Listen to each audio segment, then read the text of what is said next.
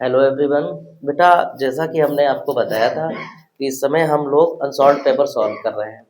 तो आज हमारा 2022 का फोर्थ सेट है। तो जो फोर्थ सेट है, इसमें भी हम आपको कोशिश रहेगी हमारी कि एक ही वीडियो में पूरा सेट जो है कंप्लीट करने की। तो फिर से एक बार आपको हम बता दें कि अब बेटा आपके पास बहुत ज़्यादा समय नहीं बचा है। मुश्किल से 1.5 महीना बचा है, और 1.5 महीने में आप जो चाहें वो कर सकते हैं। आप अपने आप को इस तरीके से प्रिपेयर कर सकते हैं, आने वाले समय में आपका रिजल्ट बहुत अच्छा हो सकता है। ठीक है, लेकिन अब आप, जहाँ तक है मेरा मानना, कि अलग थोड़ा माहौल बनाइए पढ़ने का, पढ़ते रहिए। अगर आप बेटा नहीं पढ़ेंगे ना, तो फिर ये सब बाद में पछतावा होता है। जब समय निकल जाता है फिर कहते हैं कि अरे हमने भी पढ़ लिया होता तो हम भी कुछ कर सकते थे। ठीक है, तो मेरी कोशिश यही रहेगी कि आप लोगों को मोटिवेट करते रहें, और साथ ही साथ आप लोग अपनी पढ़ाई पर ज़रूर ध्यान दें। 1.5 महीना इतनी मेहनत करें ताकि रिजल्ट आपका जो ना बहुत अच्छा है। ठीक है, चलिए हम लोग पढ़ते हैं। 2022 का फोर्थ सेट एनसॉल्ड पेपर है मेरे पास। तो 2022 का जो फोर्थ सेट है, तो इस सेट में बेटा जो न्यूमेरिकल वाले, एक बार हम आपको फिर बता दें, इसमें हम केवल न्यूमेरिकल और रिएक्शन ही करवाते हैं। क्यों? क्योंकि थ्योरी आप खुद ही पढ़ेंगे, क्योंकि थ्योरी लिखवाने का इतना समय नहीं है अब कि हम आपको थ्योरी भी बता पाए। लेकिन हाँ, जो इम्पोर्टेंट है वो बताएंगे। और न्यूमेरिकल और रिएक्शन वो सभी आपके पास होगी, ताकि न्यूमेरिकल और रिएक्शन यदि आती है ना पेपर में, आती क्या आती ही है, तो वो तुम्हारा गलत नहीं होना चाहिए। ठीक है, तो चलिए हम लोग स्टार्ट करते हैं पेपर सेट 4, और देखते हैं।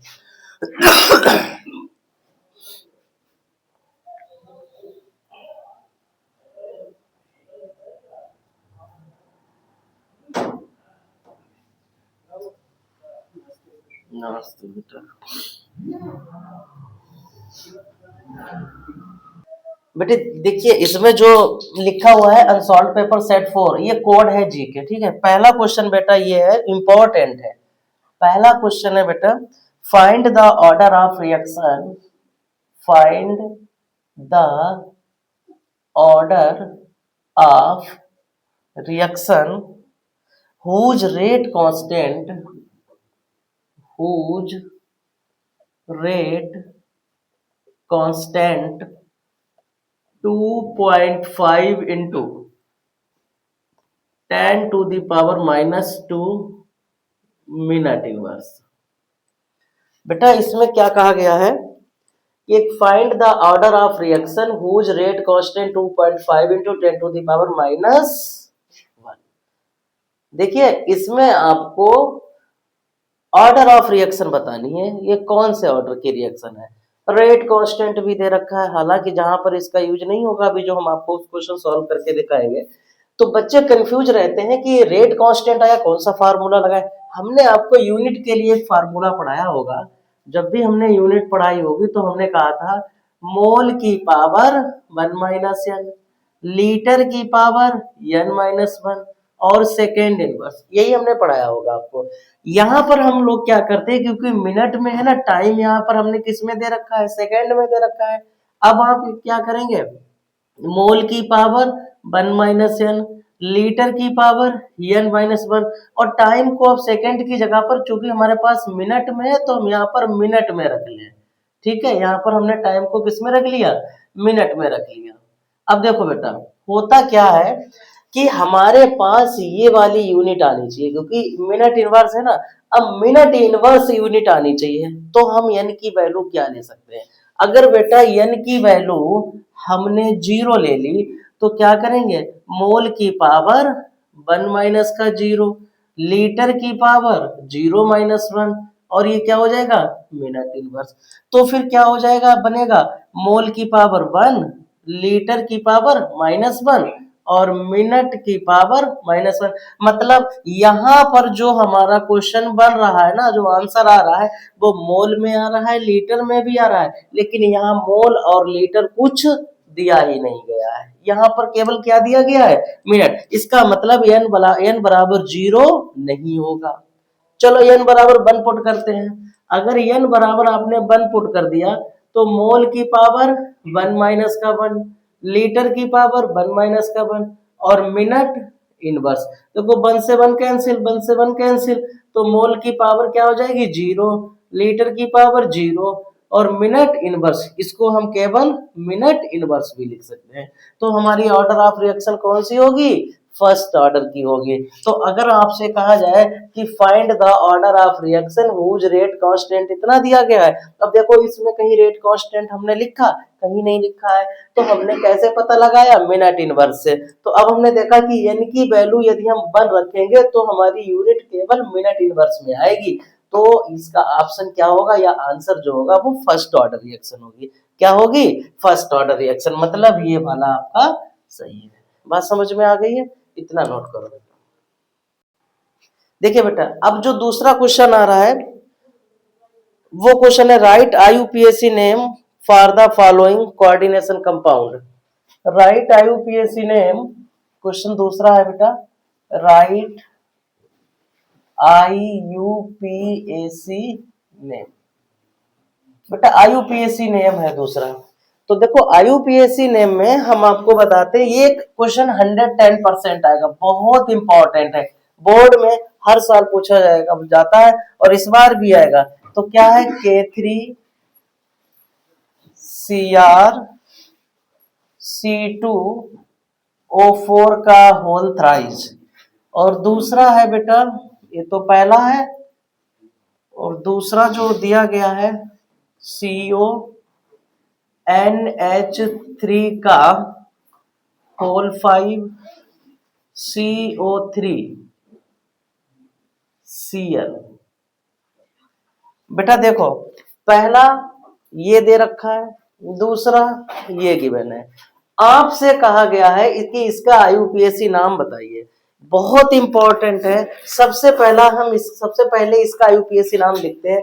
आईयूपीएसी नाम लिखने से पहले इसका ऑक्सीडेशन नंबर आपको पता होना चाहिए। तो देखिए प्लस का 3 प्लस का X C2O4 पर डबल निगेटिव चार्ज होता है, एक C2O4 पर 2 डबल निगेटिव चार्ज, लेकिन C2O4 यहाँ कितने हैं, 3 है, तो माइनस का 6 इक्वल टू 0, X बराबर प्लस का 3 आ जाएगा।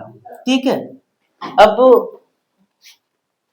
देखिए बेटा, अब क्या करना है मैम, करना ये है, सबसे पहले अब हम देखो, हमने ऑक्सीडेशन नंबर निकाल लिया, ऑक्सीडेशन नंबर निकाल के अब नाम लिखेंगे। सबसे पहले कैटायन का नाम, तो कैटायन क्या है बेटा, पोटेशियम, तो आप लिखेंगे पोटेशियम, पोटेशियम लिख लिया। उसके बाद तुरंत लिगेंड, और लिगेंड बेटा हमारे पास C2O4 है, कितने लिगेंड है, 3 है, पोटेशियम ट्राई। अब C2O4 को ऑक्जिलेट कहते हैं, लेकिन ये प्लस में है और ये कहते हैं पूरा हमारा निगेटिव में है, तो पोटेशियम ट्राई ऑक्जेलेटो, ओ लगाएंगे, potassium tri oxalato chromate, chromate third, और इसको ब्रैकेट में बंद कर देंगे। बोलो बात समझ में आ गई। तो दूसरा है बेटा, इसका क्या करेंगे, सबसे पहले आप इसका ऑक्सीडेशन नंबर निकालो। देखो इसका ऑक्सीडेशन नंबर X, अमोनिया बेटा न्यूट्रल होता है ना, तो न्यूट्रल होता है तो इसका क्या मानेंगे बेटा, 0 मानेंगे। CO3 डबल निगेटिव होता है, कितना होता है, डबल निगेटिव, तो एक CO3 है ना, तो माइनस का 2 चार्ज होगा, Cl पर माइनस का 1 होता है, इक्वल टू 0, X बराबर प्लस का 3। बोलो बात समझ में आ गई। अब क्या करेंगे बेटा, सबसे पहले ये देखो लिगेंड है, 2 है, अब हमें क्या करना है, इनमें से अल्फाबेटिकल क्रम में नाम लिखना है। तो ए पहले आता है, ये कार्बोनेट है, ये बाद में लिखा जाएगा क्योंकि ये प्लस है पूरा, ये Cl निगेटिव, और ये अब हमारा कोऑर्डिनेशन स्फीयर किस में आ गया, पूरा पॉजिटिव में आ गया। तो बेटा नाम होगा पेंटा, क्योंकि 5 है ना अमीन, तो आप लिखेंगे पेंटा अमीनो, पेंटा अमीनो नहीं, सॉरी पेंटा अमीन, पेंटा क्या लिखेंगे बेटा, पेंटा अमीन कार्बोनेटो, क्योंकि CO3 डबल नेगेटिव चार्ज, कार्बोनेटो पेंटा अमीन कार्बोनेटो कोबाल्ट। ऑक्सीडेशन नंबर बेटा 3 है, कोबाल्ट थर्ड, और फिर लास्ट में बेटा क्लोराइड। फिर से सुन लो, पोटेशियम इसका ट्राईऑक्सिलेटो क्रोमेट थर्ड, इसका ऑक्सीडेशन नंबर प्लस का 3 आया। तो अब देखो पेंटा अमीन, 5 अमोनिया है ना, पेंटा अमीन, ये लिखा है कार्बोनेटो क्योंकि CO3 डबल नेगेटिव होता है, कार्बोनेटो, फिर कोबाल्ट और ऑक्सीडेशन नंबर थर्ड, और फिर Cl को क्लोराइड। बात समझ में आ गई है? नोट कर लो बेटा। अब जो क्वेश्चन करवाने जा रहे हैं बहुत इंपॉर्टेंट है, देखो क्वेश्चन नोट करो बेटा। क्वेश्चन ये कह रहा है कि right Nernst equation, question right Nernst equation and calculate EMF of the following cell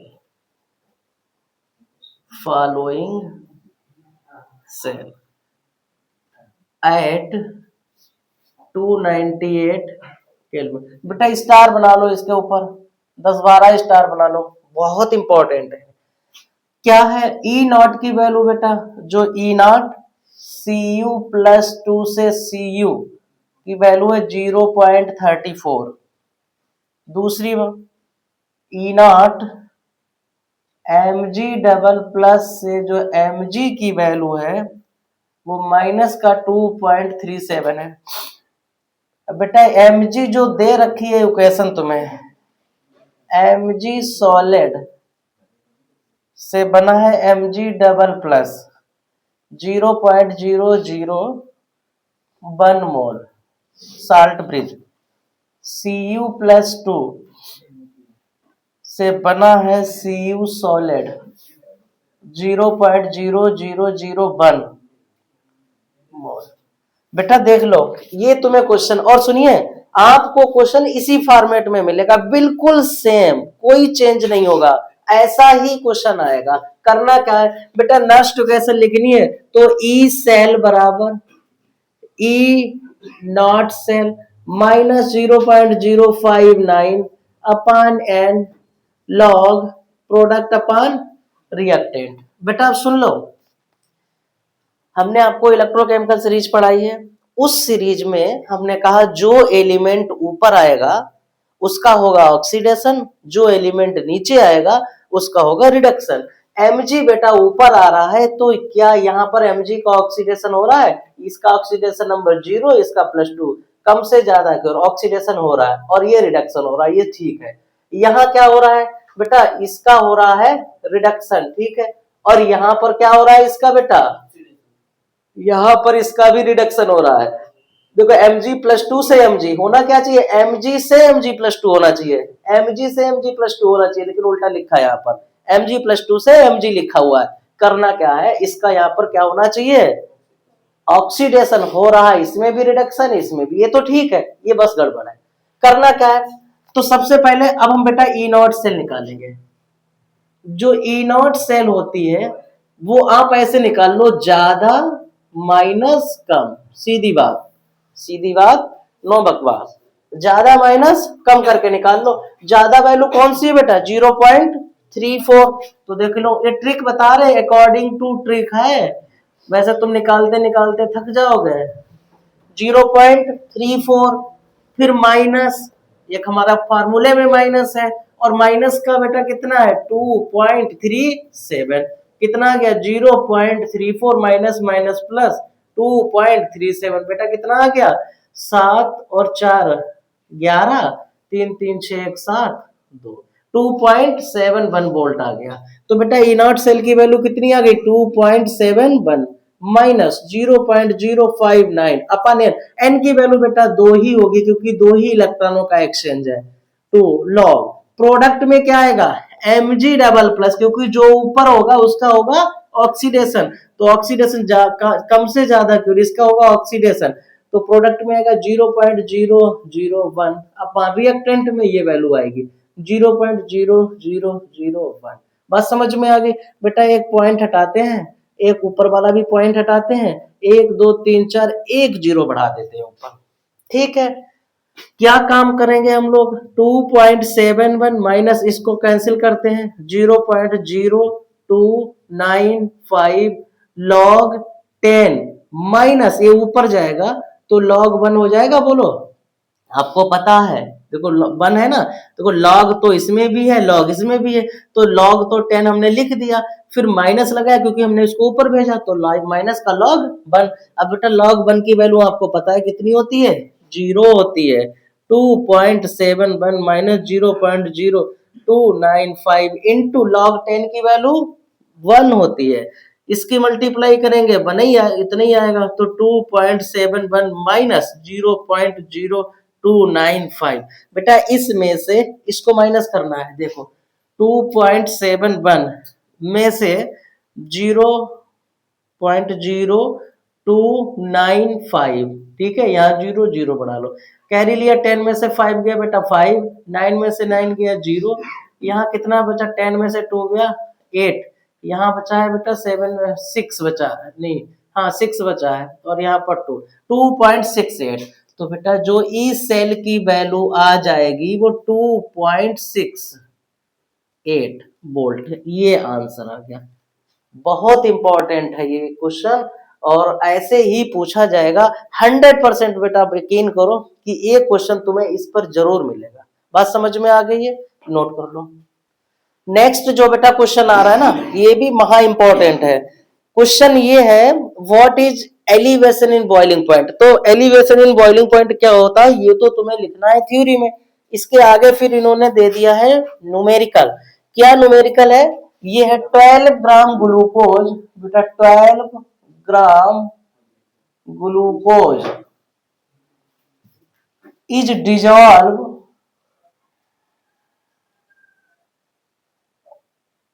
in 100 gram water, 100 gram water. The boiling point of this solution, the boiling point, the boiling point of this solution is 100.34 degree centigrade. Calculate kb for water in Kelvin inverse mole inverse. बेटा बहुत important question है। 12 gram glucose is dissolve in 100 gram water. The boiling point of this solution is 100.34 degree celsius. Calculate KV for water in kelvin mole inverse. बात समझ में आ गई बेटा। करना क्या है आपको, इसके ऊपर स्टार बना लो, बहुत ज्यादा इंपॉर्टेंट है आपको। अब देखो ये दे रखा है इन्होंने सॉल्यूशन का, ये दे रखा है सॉल्यूशन इज 100.34 डिग्री सेंटीग्रेड। हमने आपको एक फार्मूला पढ़ाया था डेल्टा टीबी। डेल्टा टीबी बराबर एक फार्मूला होता है बेटा टीबी माइनस टीबी नॉट, या आप इसको लिख सकते हैं कि solution TB minus TB naught. ये जो है बॉइलिंग पॉइंट है सॉल्यूशन का, और ये जो है वो बॉइलिंग पॉइंट किसका है, सॉल्वेंट का। तो अब देखो सॉल्यूशन का बेटा बॉइलिंग पॉइंट तुम्हें गिवन है डेल्टा टीबी बराबर सॉल्यूशन का बॉइलिंग पॉइंट कितना है 100.34 minus TB naught pure solvent होता है ना। और बेटा सॉल्वेंट का जो बॉइलिंग पॉइंट होता है वो कितना होता है 100 डिग्री सेंटीग्रेड। अरे वाटर का बॉइलिंग पॉइंट कितना होता है 100 ही तो होता है। तो क्या करेंगे, अब देखो क्वेश्चन में 100 नहीं दिया गया है, ये ग्राम दिया गया है, वेट है, टेम्परेचर नहीं है। तो 100 नहीं दिया गया, तो तुम्हें पता होना चाहिए कि टीबी नॉट जो है वो बॉइलिंग पॉइंट है प्योर सॉल्वेंट का, और प्योर सॉल्वेंट का बॉइलिंग पॉइंट होता है 100 डिग्री सेंटीग्रेड। तो बेटा इसमें से 100 को क्या कर देंगे, माइनस कर देंगे। जब 100 को आपने माइनस कर दिया तो 0.34 आ जाएगा। टी डेल्टा टीबी की वैल्यू कितनी आ गई, 0.34। मेरी बात समझ में आ गई। अब करना क्या है, डेल्टा टीबी बराबर फार्मूला लगाओ। डेल्टा टीबी बराबर होता है बेटा केबी इंटू यम।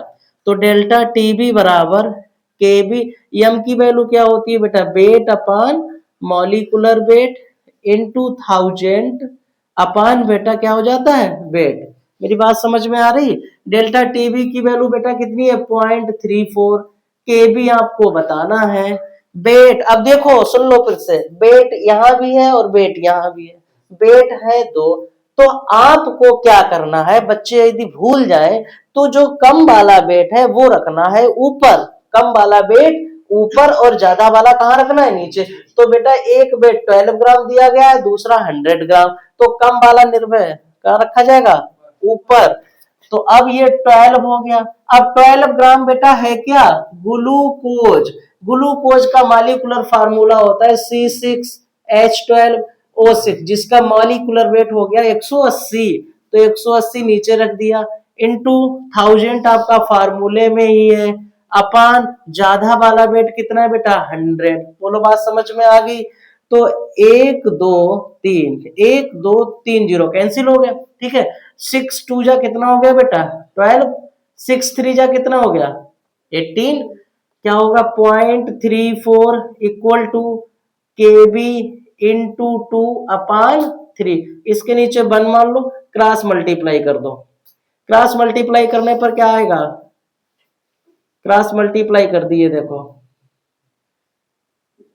ये यहां जाएगा ये यहां जाएगा। अब क्रॉस मल्टीप्लाई में 0.34 into 3 equal to KB into 2। KB बराबर क्या आ गया बेटा 0.34 इंटू 3 अपॉन 2। इसके मल्टीप्लाई कर दिए कितना गया, 2 बन जा 2, 2 7 जा 14। ये केबी बराबर कितना आ गया 0.51 केल्विन इनवर्स मोल इनवर्स। ये आपका आंसर आ गया। बोलो बात समझ में आ गई।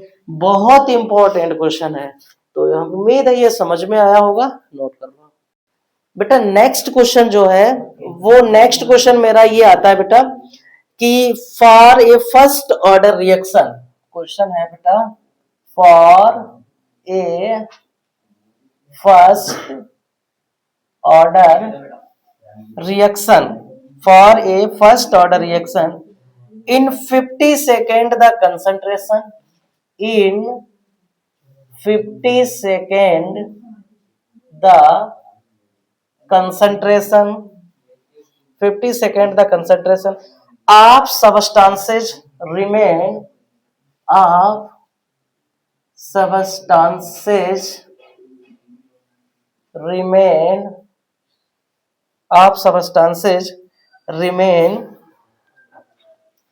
half of the initial concentration, half of the initial concentration, calculate its rate constant, calculate its rate constant। सुनो भाई, for a first order reaction, एक प्रथम कोट की अभिक्रिया 50 सेकेंड 50 सेकेंड में, concentration of substances remain half of the initial concentration, मतलब initial concentration की आधी, कहा ना कि सबस्टेंसेस रिमेन बचता है हाफ, आधा बचता है of the initial concentration, initial concentration का आधा बचता है 50 सेकेंड में। For a first order reaction in 50 seconds, the concentration of substance remain half of the initial concentration. Calculate its rate constant.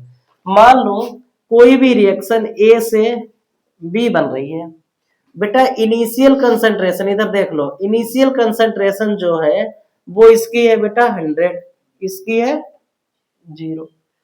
Final concentration की बात करें, जो फाइनल कंसंट्रेशन है, अब इन्होंने कहा फाइनल इनिशियल कंसंट्रेशन की आधी रह जाती है ना, तो फाइनल इनिशियल तो मेरी है 100, और इनिशियल की रह जाती है आधी, तो मतलब 100 माइनस कितनी हो जाएगी 50, तो बनेगी कितनी बेटा 50।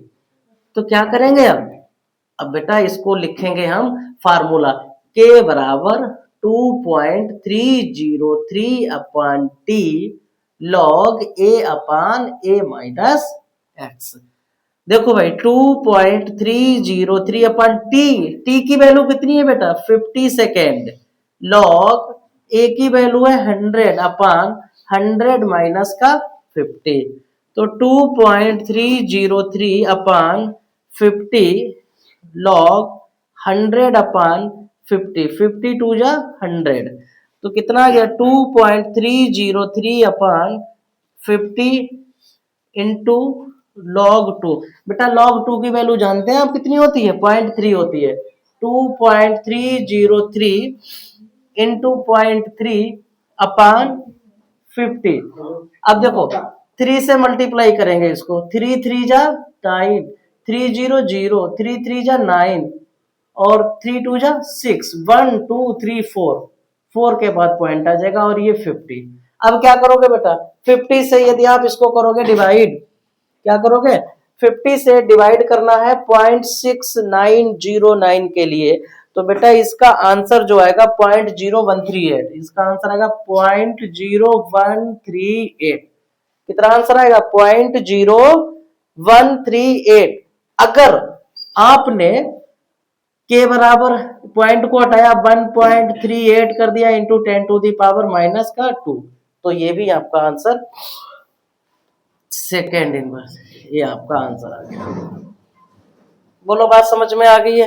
तो ऐसे क्वेश्चन बेटा बहुत पूछे जाते हैं।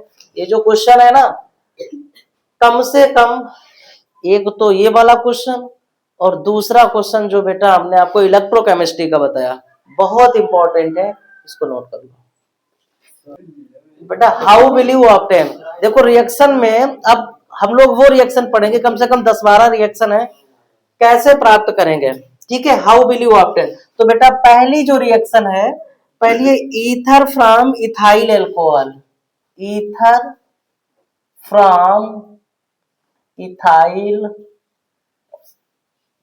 एल्कोहल।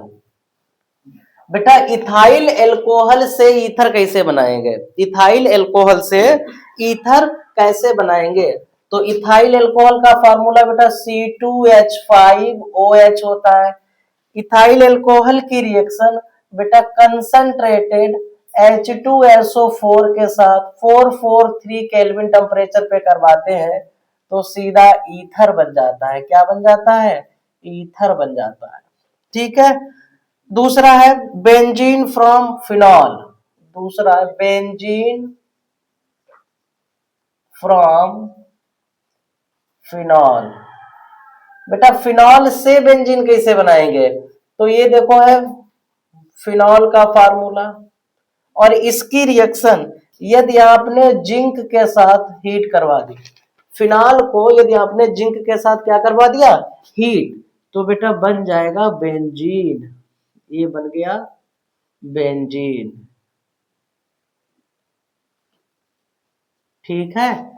नेक्स्ट रिएक्शन आती है बेटा third, ethene from ethanol, ethene from ethanol. अब बता बनाना इथेनॉल से इथीन बनाना है बेटा, इथेनॉल, इथेनॉल का फार्मूला CH3CH2OH, ये हो गया इथेनॉल का फार्मूला। इसकी रिएक्शन बेटा कंसंट्रेटेड H2SO4 के साथ 443 केल्विन पे करवा देते हैं, किसके साथ, यहाँ पर बेटा टेम्परेचर जो है ना 413 केल्विन लेना है, कंसंट्रेटेड H2SO4, यहाँ पर टेम्परेचर जो 413, यहाँ पर जो होगा ईथर में टेम्परेचर, फिर से सुन लो, ईथर में टेम्परेचर 413 केल्विन लेना है, और ईथीन जब बनेगा तब टेम्परेचर आपको 443 लेना है, तो CH2 CH2 प्लस का H2O बन जाएगा, ठीक है। नेक्स्ट रिएक्शन आती है picric acid from phenol, fourth reaction आती है picric acid from phenol. Phenol से पिक्रिक एसिड कैसे बनाएंगे? Picric acid from phenol. देखो बेटा ये है फिनॉल, दिख रहा है? फिनॉल की रिएक्शन 3HNO3 के साथ करवा देते हैं। कंसंट्रेटेड लेते हैं बेटा, कंसंट्रेटेड H2SO4 की प्रेजेंस में। तो बेटा ये स्ट्रक्चर जो है वो आपके सामने है। OH, एक बार NO2 यहाँ लग जाएगा, एक बार NO2 यहाँ लगेगा और एक बार NO2 नीचे लगेगा। इसका नाम होगा 2,4,6 ट्राई नाइट्रो फिनॉल, जिसका कॉमन नेम पिक्रिक एसिड होता है। बोलो बात समझ में आ गई है? इतना नोट कर लीजिए। लास्ट वाली रिएक्शन जो है वो बहुत ही बेटा, लास्ट एक और रिएक्शन है, acetone from isopropyl alcohol. Acetone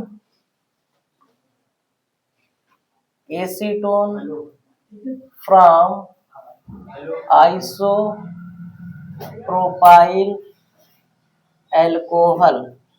बेटा acetone from isopropyl alcohol. Isopropyl alcohol का फार्मूला CH3CHOH CH3। ठीक है, इसकी रिएक्शन बेटा K2Cr2O7 के साथ करवा देते हैं। किसके साथ में? K2Cr2O7 के साथ में H प्लस आयन के प्रेजेंस में करवा देते हैं। तो बेटा CH3C+CH3 बन जाता है, जिसका नाम होता है एसीटोन। क्या नाम होता है? एसीटोन। नेक्स्ट में आती है बेटा रिएक्शन व्हाट हैपन वाली। What happen when. नेक्स्ट आती है बेटा वो हम लोगों की हाउ विल यू ऑब्टेन वाली कंप्लीट हो गई।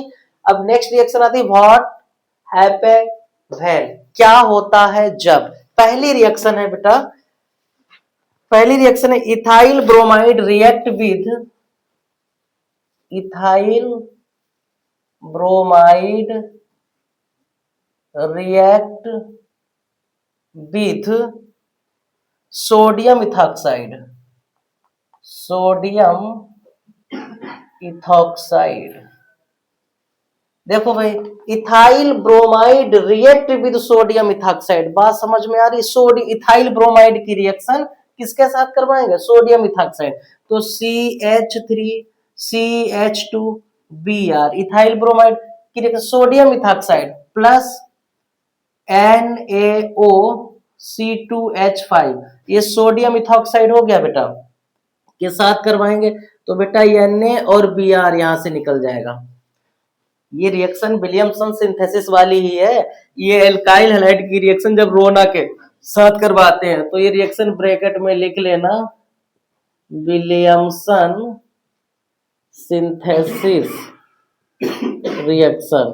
ठीक है, तो क्या बन गया बेटा? C2H5O C2H5 प्लस का NaBr, ईथर बन जाता है। क्या बन गया बेटा? ईथर बन गया। साथ साथ में इसको हीट भी करवा दो। दूसरा है chlorobenzene react with nitric acid. Chlorobenzene react with nitric acid. बेटा क्लोरोबेंजीन की रिएक्शन नाइट्रिक एसिड के साथ में करवाते तब क्या बनेगा? ये जो क्लोरोबेंजीन है की रिएक्शन नाइट्रिक एसिड मतलब HNO3 के साथ कंसंट्रेटेड H2SO4 के साथ इसको हीट भी कर देते हैं। तो एक बार NO2 आपका आर्थो पे लग जाएगा और एक बार NO2 पैरा पे लग जाएगा। बात समझ में आ गई? इसका नाम होगा ortho nitrochlorine, para nitrochlorine. Ortho नाइट्रोक्लोरीन,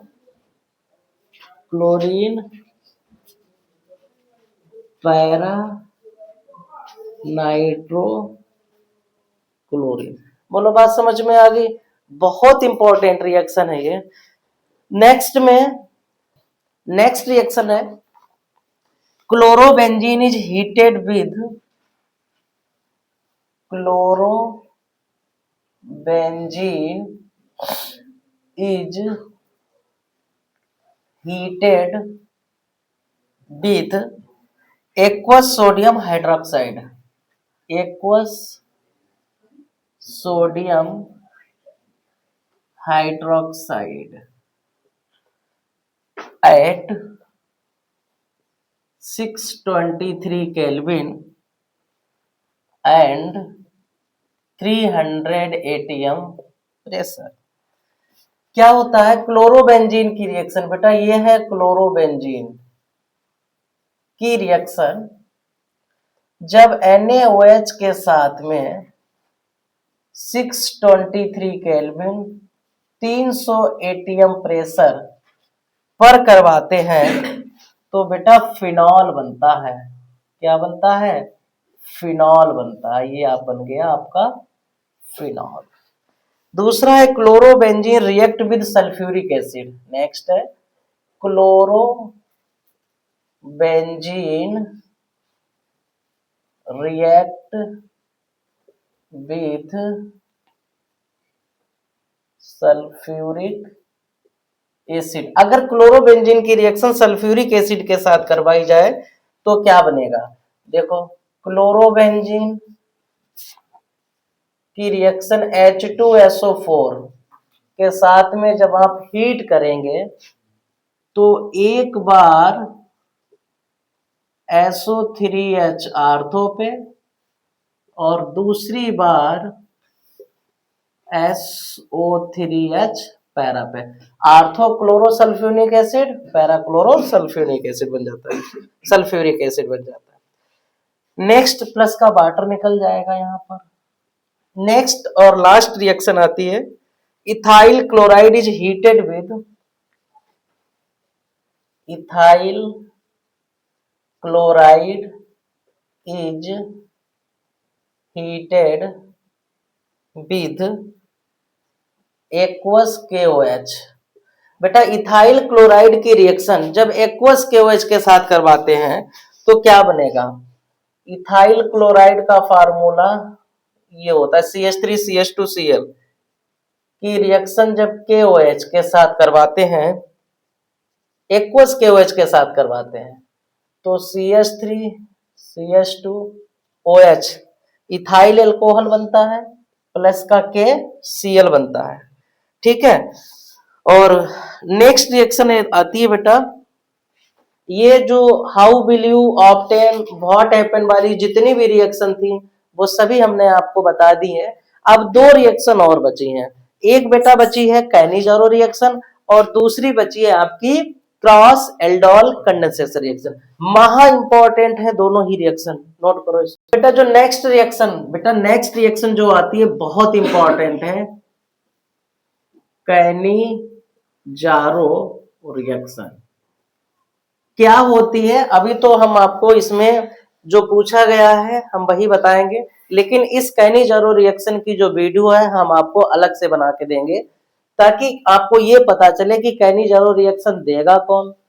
Cannizzaro reaction aldehyde देता है या कीटोन देता है। अभी के लिए केवल आप रिएक्शन देख लीजिए, हालांकि हम फिर संक्षेप में थोड़ा बता देंगे तो क्या बाद में इसकी वीडियो हम एक अलग से बनाएंगे, वो आप जरूर वॉच करना क्योंकि ये रिएक्शन बहुत इंपॉर्टेंट है। बेटा कैनिजारो रिएक्शन जो होती है वो एल्डिहाइड देता है, कीटोन नहीं देता है।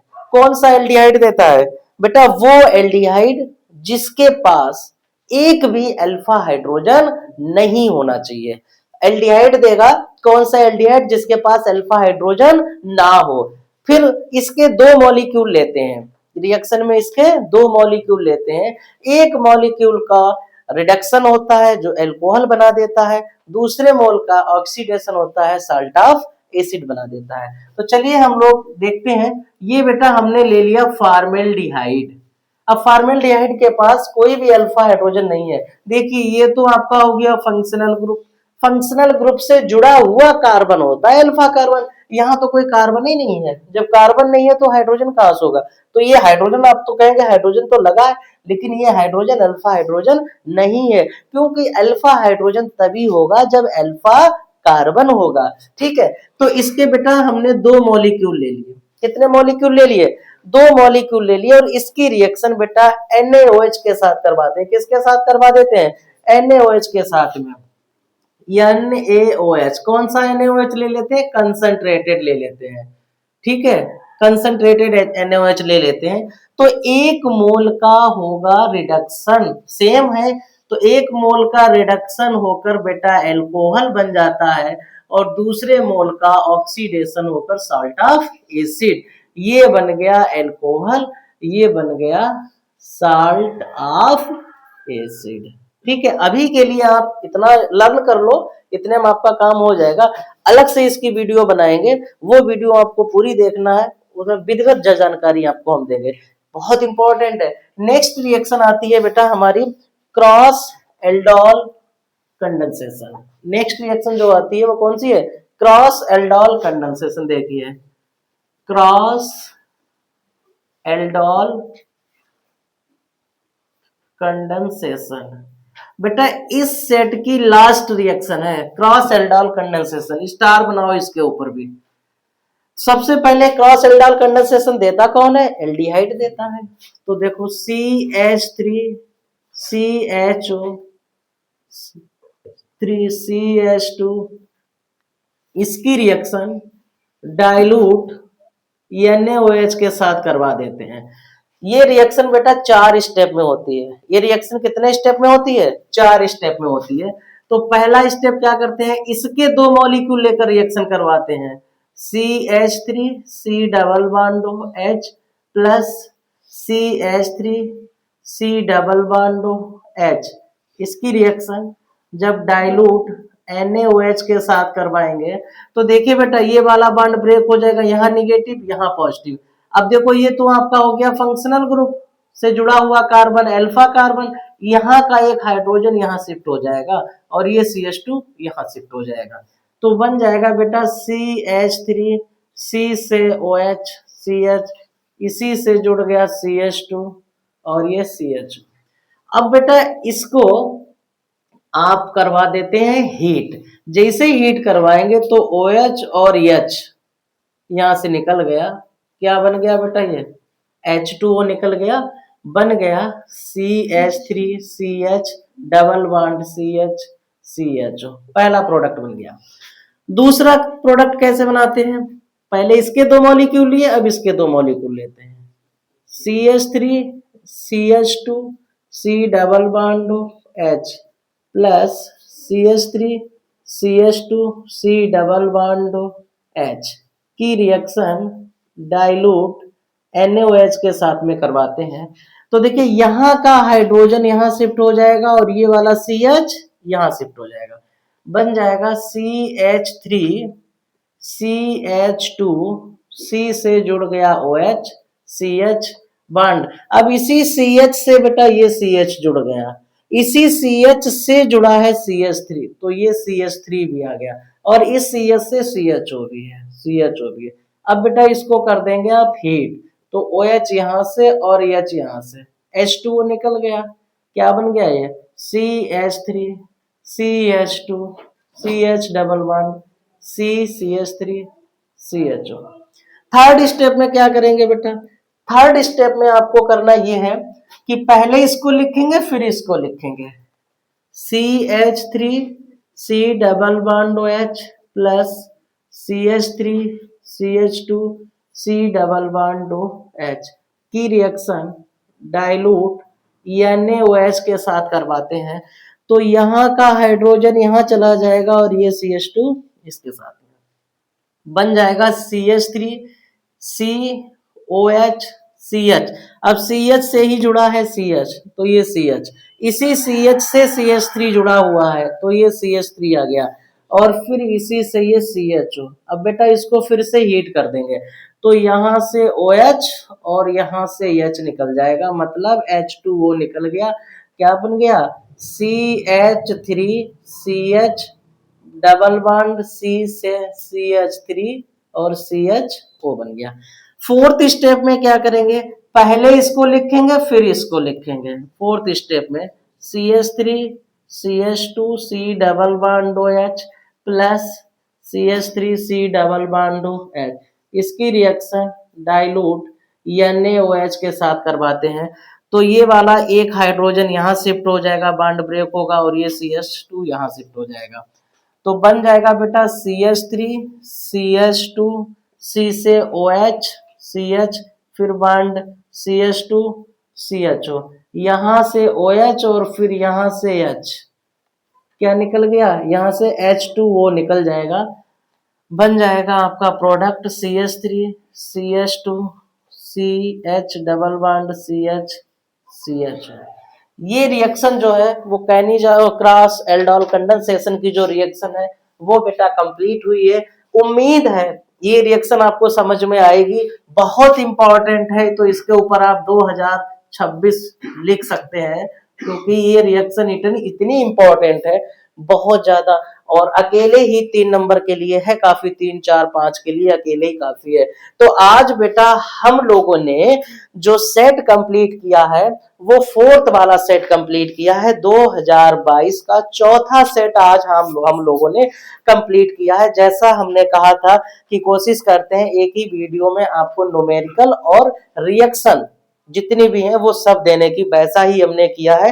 जितनी रिएक्शन है इस सेट में, जितने न्यूमेरिकल है वो सब बेटा आप तक पहुंच गए हैं। इसीलिए वीडियो को पूरा ही वॉच करना है, तभी आपको बेटा इस वीडियो में कुछ ना कुछ मिल पाएगा, अन्यथा आप बहुत ज्यादा अच्छा इसमें फिर नहीं कर पाओगे क्योंकि वीडियो को जब आप देखोगे नहीं तो फिर ये इसमें आपको पता भी कैसे चल पाएगा। तो ऐसे ही वीडियो को देखते रहिएगा। और आपको बताएं अगेन फिर से एक बार रिपीट कर रहे हैं कि बेटा वक्त धीरे धीरे जा रहा है तो वक्त के साथ अपने आप को भी ढालो वरना समय निकल जाएगा, क्योंकि अक्सर कहते हैं ना समय के पास इतना समय नहीं है कि वो दोबारा आपको समय दे सके।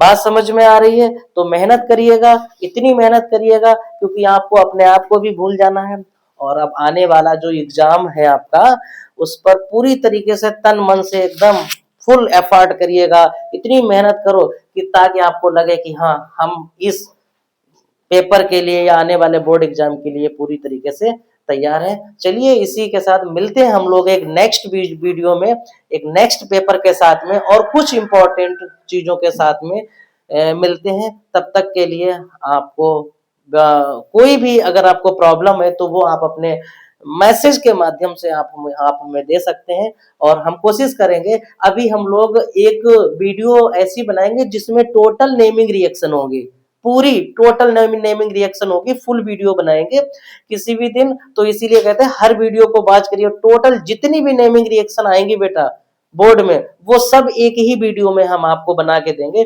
ताकि आपको अलग अलग ना पढ़ना पड़े कि कभी एक नेमिंग रिएक्शन एल्कोहल में है, कभी फिनॉल में है, कभी एल्डिहाइड कीटोन में है, आप कॉपी के नोट्स पलटते हो ना, ऐसा कुछ नहीं करवाएंगे।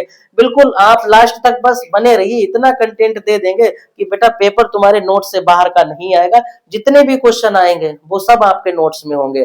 तो एक वीडियो अभी हम आपको नेमिंग रिएक्शन बना के देंगे और उसी को आपको पढ़ते रहना है, तो जितनी नेमिंग रिएक्शन होगी सब आपके पेपर में आएंगी, जो भी आएंगी वो आपके नोट्स में होगी। तो ठीक है, मिलते हैं हम लोग एक नेक्स्ट वीडियो में नए अंदाज के साथ में, तब तक के लिए धन्यवाद।